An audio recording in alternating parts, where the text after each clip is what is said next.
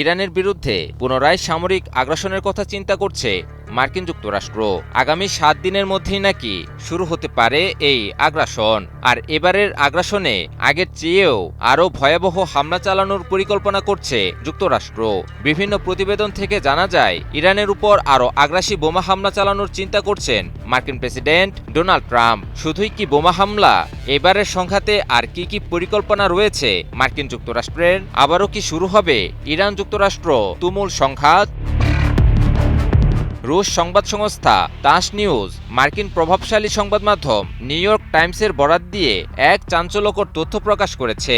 গোপন সূত্রের বরাতে নিউ ইয়র্ক টাইমস এক প্রতিবেদনে দাবি করেছে ইরানের বিরুদ্ধে পুনরায় সামরিক অভিযান শুরু করার বিষয়ে প্রস্তুতি নিচ্ছে যুক্তরাষ্ট্র ও ইসরায়েল। শুধু প্রস্তুতির বিষয়টিই নয়, প্রতিবেদনটিতে ইরানে এবারের আগ্রাসনের ধরন কেমন হতে পারে সে বিষয়টিও তুলে ধরা হয়েছে।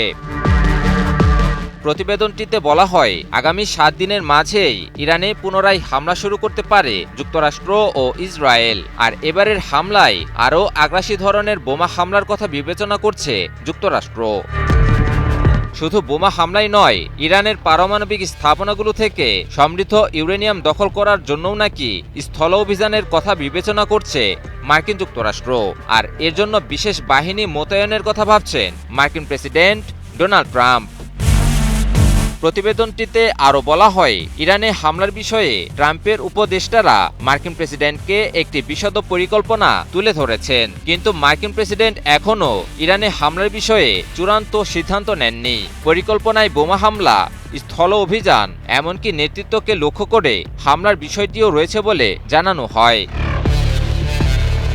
বিশ্লেষকদের মতে মূলত চীন সফর থেকে ইরান ইস্যুতে কোনরূপ সাহায্য সহযোগিতা না পাওয়ায় ইরানের উপর হামলার বিষয়টি নিয়ে ভাবছে মার্কিন যুক্তরাষ্ট্র। চীন ও ইরান হল কৌশলগত সহযোগী ও বন্ধু দেশ। ইরানের তেলের বড় ক্রেতা দেশ হচ্ছে চীন। অপরদিকে মধ্যপ্রাচ্যে নিজেদের প্রভাব বজায় রাখার ক্ষেত্রে ইরান হল চীনের কৌশলগত মিত্র। ফলে ইরানকে যুক্তরাষ্ট্রের আধিপত্যের বেড়াজাল থেকে মুক্ত করতে পাশে থাকার প্রমাণ দিল দূরপ্রাচ্যের দেশটি।